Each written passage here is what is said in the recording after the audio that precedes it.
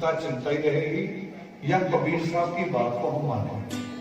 कबीर साहब को कह रहे थे कि पत्थर पूजे पड़े पुराना, सात शब्द का मर्म न जाना। पुराना मीन्स ग्रंथ, पत्थर मीन्स मूर्ति। कबीर साहब की चिंता उस वक्त में थी, आज भी उनकी चिंता वैसे ही। हमें आपको बिठाना पड़ा, चुप कराना पड़ा कि यहां तो हम तरीके से हो जाए। मैं सुबह दिखा रहा था बच्चों को, पटना साहब से ले हो रहा था डायरेक्टर, उनको मैं दिखा रहा था, देखो पटना साहब से ले हो रहा था। उन्होंने भीड़ नहीं की, पूरा पूरा पंजाब खाली था, जबकि तख्त है वो 5 तख्तों में से एक तख्त है। उन्होंने अपने टाइम से कीर्तन शुरू किया होगा, लोग आए या ना। ये मेरी भी आपसे प्रार्थना है, आपकी कमेटी से, टाइम के इस देश में आए हो जहां लोग सारा कुछ टाइम से ही चलता है, यहां तो घंटों के हिसाब से पैसा मिलता है। तो हमें अपना भी ये सिस्टम जो धर्म है, इसमें भी पंक्चुअलिटी, इसमें भी अनुशासन थोड़ा सा लाने की जरूरत है। और सृष्टिकर्ता वाल्मीकि दयावान था, उनकी जो मैंने कहा कि वो खंडों से, जंतर मंत्र से या एकदम पैसे की वर्षा हो जाए, ऐसा वो इसकी बातों से निकाल करते।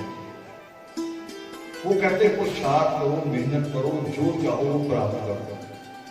अब आप हैं उसकी मिसाल, आप और किसी को मत बोलो, आप उसकी मिसाल हैं। आप भारत से यहां पहुंच गए, भारत से यहां पहुंच गए। आपके दादा परदादा ने कल्पना नहीं की होगी कि हमारा कोई बच्चा ऑस्ट्रेलिया पहुंच जाए, सोचा भी नहीं होगा। और पहुंचे कैसे हो? मेहनत से। और यहां जो आज हो, मैं जिस बच्चे की बात कर रहा हूं, बड़ी गाड़ी में लाया, वो गाड़ी धूप अगरबत्ती से नहीं मिलती, मेहनत से, पुरुषार्थ से मिलती। तो पुरुषार्थ के 4 भाग हैं, खत्म कर रहा हूं अपनी बात को। 4 भाग हैं। पहला है धर्म, दूसरा अर्थ, तीसरा काम, चौथा मोक्ष। 3 के लिए मेहनत करनी पड़ती है। 3 मेहनत है। मोक्ष मेहनत क्या है? धर्म से मतलब मैंने बार बार कहा है, धूप अगरबत्ती नहीं।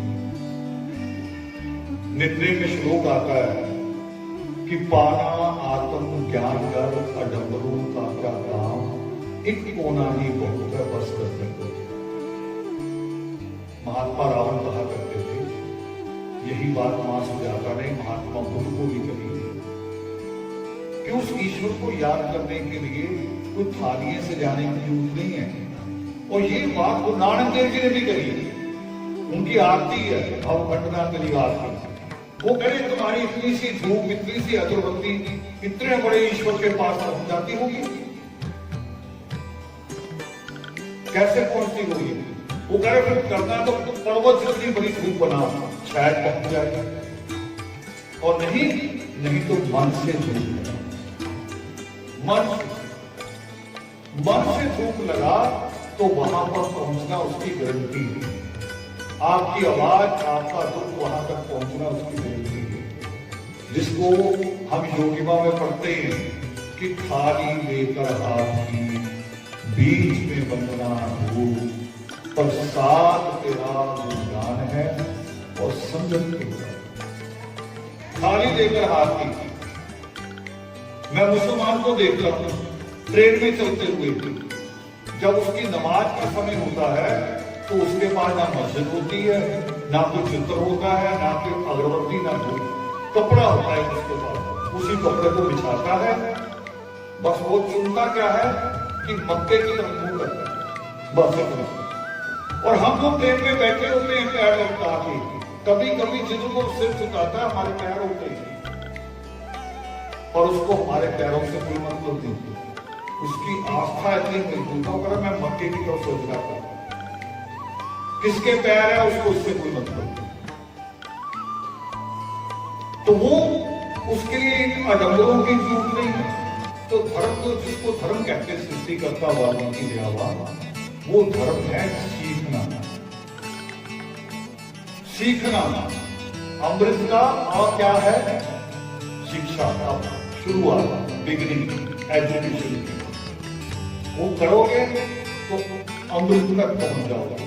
और कहते हैं सृष्टि करता वाल्मीकि वो करे ठाकुर दान और तीरथ से मोक्ष की प्राप्ति नहीं, मोक्ष की प्राप्ति ज्ञान से। दोबारा ज्ञान में ला दें, बार बार ज्ञान में ला दें।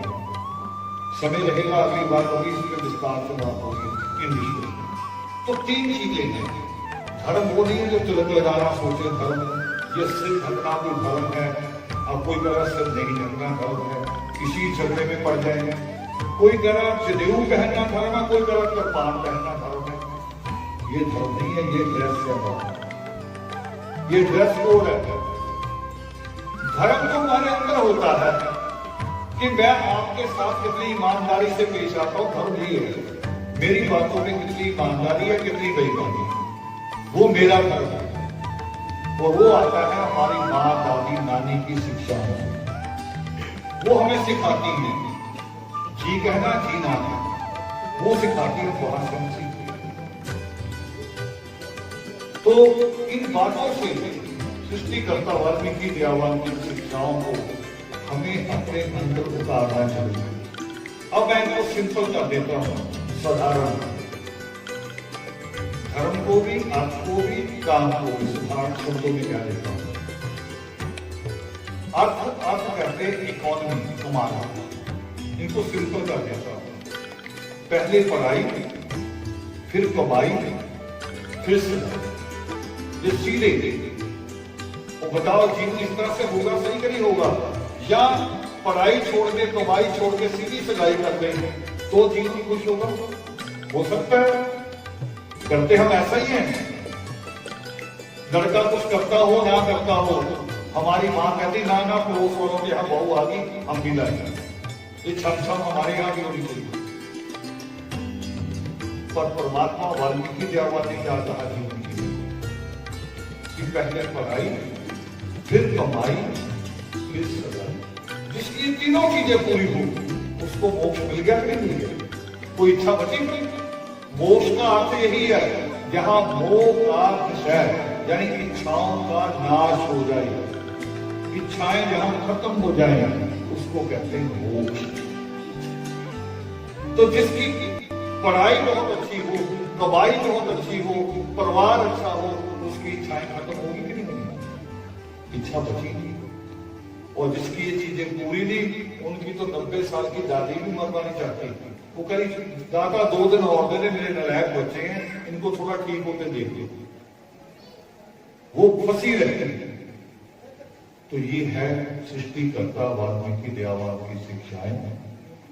थोड़ा सा मैंने कड़वे लफ्ज बोले हैं, मगर जरूरत है। कभी कभी कड़वी दवाई से हम ठीक होते हैं, और डॉक्टर कभी कभी इंजेक्शन भी लगा देता है।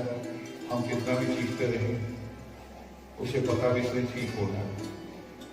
तो इसलिए बोलता हूं कि मेरी जो रिस्पेक्ट है, मेरा जो मान सम्मान है, वो आपके साथ है। जैसे आप होंगे मेरा मान सम्मान वैसा होगा। आप अच्छे होंगे तो मेरा दुनिया में मान सम्मान अच्छा होगा। आप बुरे होंगे तो मेरा सम्मान भी नहीं रहेगा। इसलिए थोड़े से कड़वे लफ्ज बोलता हूं कि मुझे अपनी कौम को ठीक रूप में देखना है, और वो ठीक रूप हो भी रहे हैं। आप कहीं वीडियो निकाल के देखो इंडिया के, जो हमारे योगान होते हैं, 4-4 घंटे लोग बैठे हैं बिल्कुल लाइनों में एकदम दुरुस्त। 10-15 साल पहले तो हमें ये भी कहना पड़ता था कि बीड़ी से कितना भी लगाए, अब नहीं कहना पड़ता, तभी अनाउंस नहीं होता। बताओ ये हो रहा है दिनों, अनाउंस ही नहीं करना पड़ता था, बदल गया। अभी इस साल के प्रगट दिवस में मैंने हरिद्वार में भी कहा, शिवपुरी में भी कहा, लास्ट में मैंने कहा भी अब आपको मुबारकबाद कि मुझे पूरे योगामृत में किसी को नहीं डांटना पड़ा कि चुप हो जाओ। वो भी आ गया इस्तेमाल। और क्या कहते हैं बच्चे का, बच्चे को पहले दिन स्कूल भेजते क्या सिखाते हैं, कहते जब इसे बैठना आ गया ना बस फिर ठीक हो गया। तो जिस दिन आपको भी योगामृत में बैठना आ गया, पूरी कौम दुरुस्त हो जाए। इसलिए कर रहे हैं मेरे नाम पर थोड़े सा मगर इसलिए भी है कि मैं आप में पैदा हुआ हूँ और मैंने इन दुखों को भोगा है, इन दुखों से आपको मुक्त करना है। तो बहुत सारा समय हो गया, बहुत कुछ मैं चाहता था और बातें भी करूँ, क्योंकि इतनी लंबी दूरी और पता नहीं कितने हजारों रुपया खर्च किया होगा मुझे बुलाने में, हजारों रुपया खर्च किया होगा आप लोगों ने केवल मुझे बुलाने में। और मैं तो कह रहा था संजीव जी से, मैं कहा थोड़ा सा मेरी टिकट कम कर दो, दिन कम कर दो, मैं थोड़ा टाइम और भी जगह दे दूँ। वो कह नहीं जी नहीं, यहाँ नहीं देना, यहाँ कहीं देश आस पास, वहां भी जाना, वहां भी जाना, यानी वो ले जाना भी खर्चा है, वहां हर शहर में ले जाना भी खर्चा है। तो मैं सोच के आया था कि जितना आप खर्च करो उसकी कुछ आउटपुट तो मैं आपको दे के आऊंगा। तो अपनी बात खत्म कर रहा हूं एक शेर के साथ। अल्लामा इकबाल का शेर है, जिसे लिखा था इनकलाब जिंदाबाद, जिसे लिखा था कि सारे जहां से अच्छा हिंदुस्तान हमारा। उसका एक शेर है, क्यों मांगते हो मन्नते।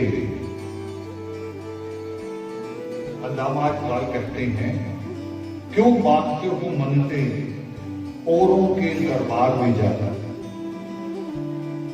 क्यों मांगते हो मन्नते औरों के दरबार में जाकर। वो कौन सा काम है जो होता नहीं मेरे परवरदिगार। बताओ वो कौन सा काम है। संगीत की शिक्षा सृष्टिकर्ता वाल्मीकि दिया हुआ, मां शक्ति का नाम दिया गया, उसमें एक और बात जोड़ दूं, सरस्वती संगीत की देवी नहीं है, झूठ है ये, ब्राह्मणवाद का झूठ है। संगीत की देवी मां सरस्वती है, और संगीत की जितनी किताबें हमारी लिखी कोई नहीं, भारत या यहाँ की भी लाइब्रेरियों में खोज लेना, उसमें नाम आएगा महामुनि मतन का। संगीत की हर किताब में महामुनि मतन का नाम है, और महामुनि मतन की बेटी मां सरस्वती संगीत की देवी। तो बहुत सारी बातें छूट रही हैं अभी, बाकी भी शौक की है। तो इसलिए मैंने कहा ये एक ऐसा परिवार है, कौन सा काम है जो यहां से पूरा नहीं होता। मैथ के 325 फार्मूले लिखे सृष्टिकर्ता वाल्मीकि दिया हुआ। मैथ के केवल धर्म की बातें नहीं लिखी, गणित के 325 फार्मूले। और भारत की यूनिवर्सिटी ये बात कहती है, ये केवल रावल नहीं है, भारत की यूनिवर्सिटी की बात है। तो उस चरणों से जुड़ के हमें बहुत कुछ सीखना चाहिए। मेरा अपना विश्वास है कि हम 25 पैसे संभाल के चला जाते थे, 25 पैसे की साइकिल पंचर हो जाए तो 25 पैसे होने चाहिए।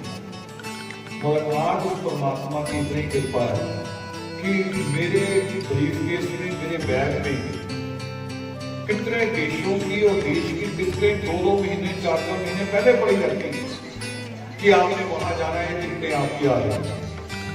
ये उस परमेश्वर का कृपा है।